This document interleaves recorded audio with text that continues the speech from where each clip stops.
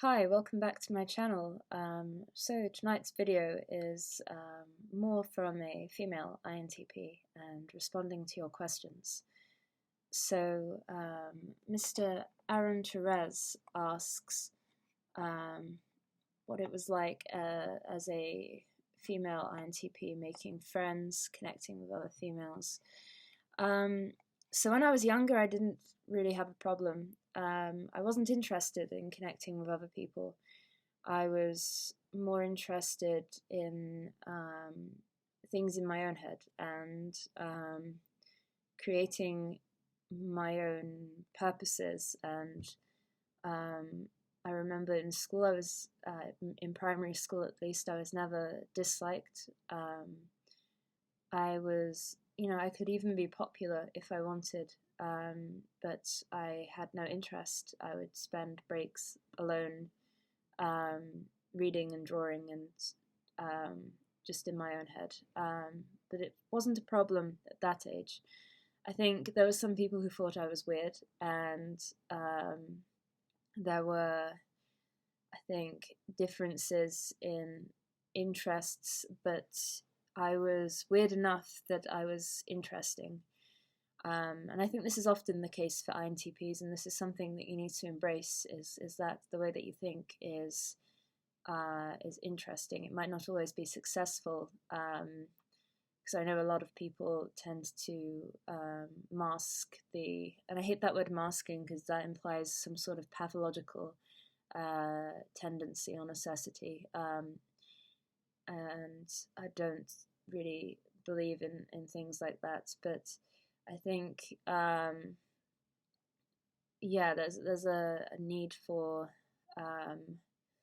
fitting in and being less sincere, which I never bothered with really, and still don't. Not to say I'm always entirely sincere, but let me just read your question again, read your comment again, because I want to give a proper response.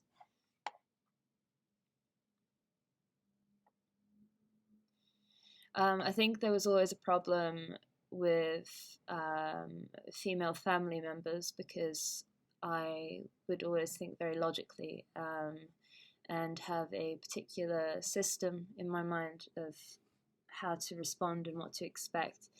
And I think that contradicts a lot of other people's expectations. And I think this system was just, there are people who are more emotionally reactive, and I would get confused and irritated because I had my framework that felt violated by their reactions, and then their feelings felt violated by my response. But I think it's just the way of thinking kind of differs.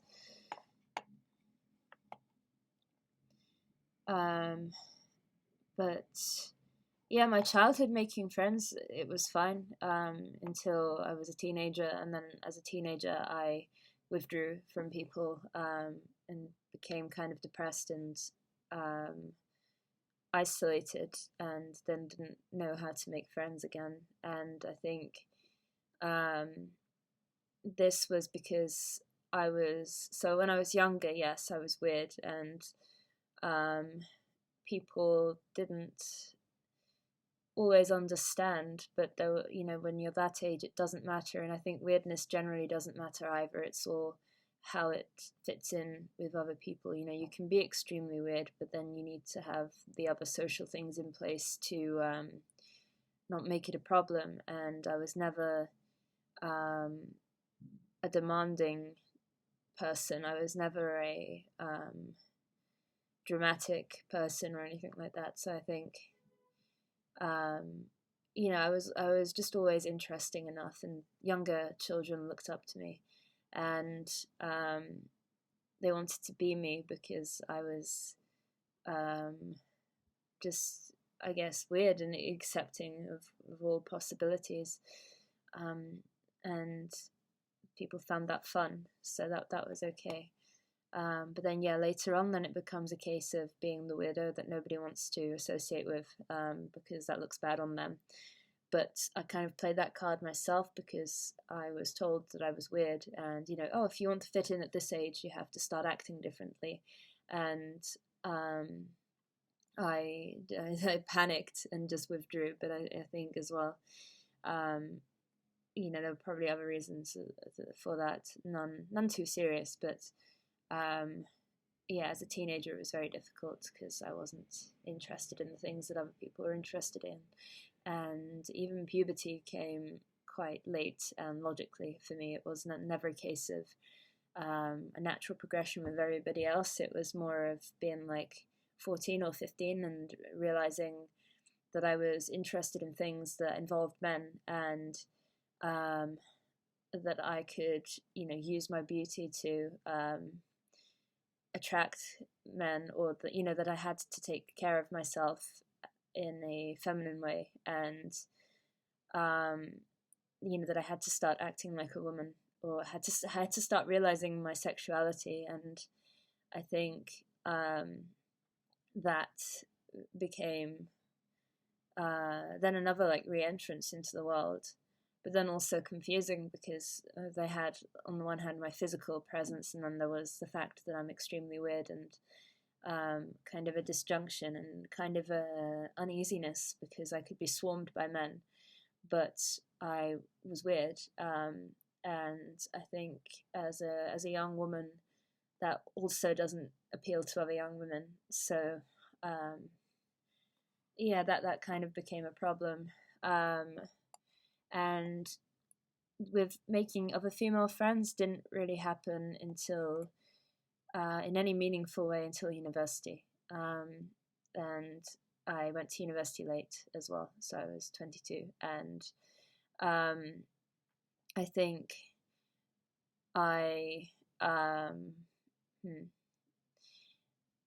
yeah, I found other people like me in the university who were a bit strange and open-minded, and I also realized it was immoral to be in my own head, or immoral to have such a low opinion of myself that I would withdraw from others, because actually people need you, and everybody's lonely, and everybody is looking for connection. And I think to come out of myself, I had to realize that. So it's I have female friends now, and they're all strong personalities, and I think the thing with an INTP is to have a meaningful friendship. You need to be friends with people who have either strong personalities, or you have to take care of these people. Like if you see a weaker personality, if you see somebody who has a weaker personality, you have to take care of them. I think. Yeah, I'm also extremely, or have been extremely apathetic, but I'm changing that because you just have to keep going. At least that's what I tell myself. It's not so easy, but especially I think in modernity, because we're not surrounded by people, and it's like water flowing downhill, and it takes the path that's available to it. And if there aren't people surrounding you, urging you to do things or doing things, so that there's this kinetic energy, it's not going to be easy. But yeah, I'm quite apathetic.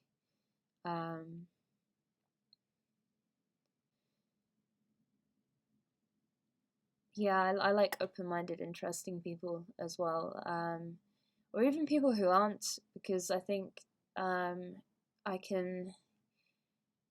can look into people's personalities. It's not really, truth doesn't matter so much. I think that's what I've come to understand, is that when you're having a conversation with somebody, it can be extremely boring if there's no point that you're getting to, and you're not learning anything, and it's not meaningful, or at least overtly meaningful and deep conversation.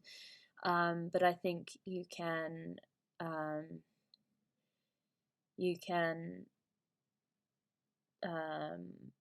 enjoy the interaction, enjoy the potentialities.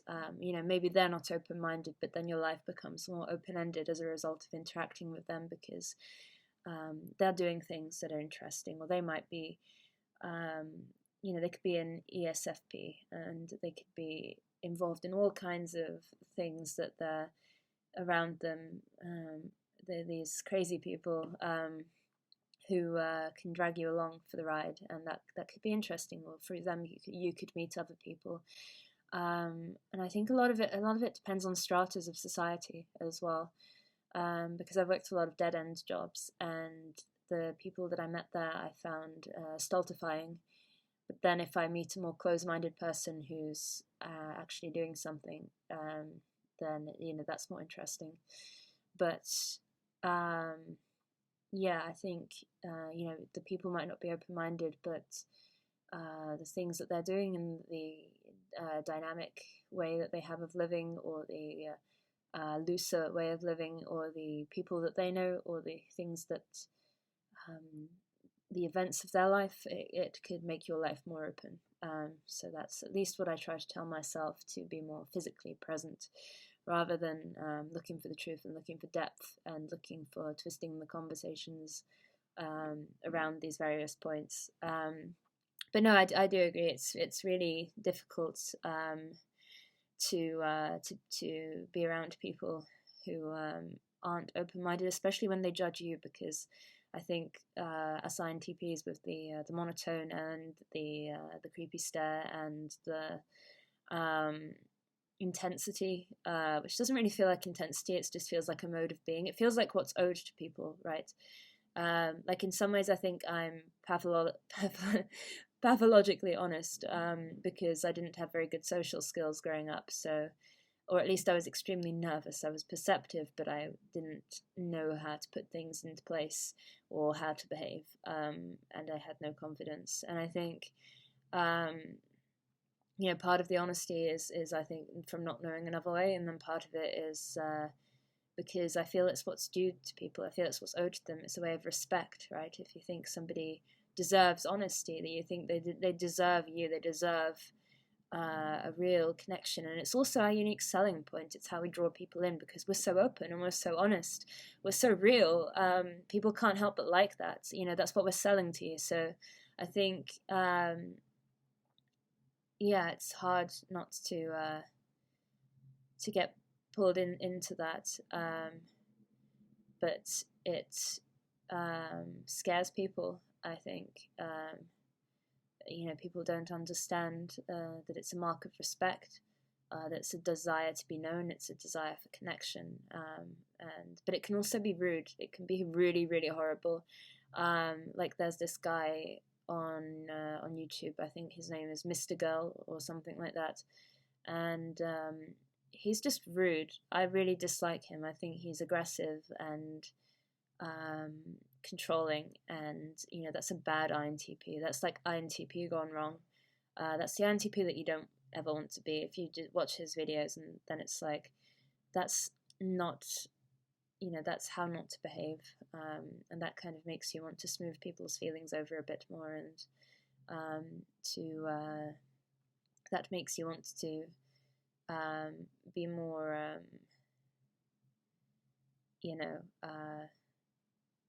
assuring to people. And I remember as well friends saying to me, people don't come out to be attacked. They come out to have a good time, and you've got to make them feel like they're having a good time. And I was annoyed at first because I felt like they hadn't understood me, and then I realized, wait, this is true. We have extroverted feeling, and we can use that to put people at ease. But yeah, so often they don't understand us, and that if they're not an understanding person, they won't put us at ease, and they'll project all kinds of judgments because of my accent. People think all kinds of things about my personality as well, which just aren't true. I'm just an awkward, shy person. But the stiffness or the certainty in my personality comes off really badly. So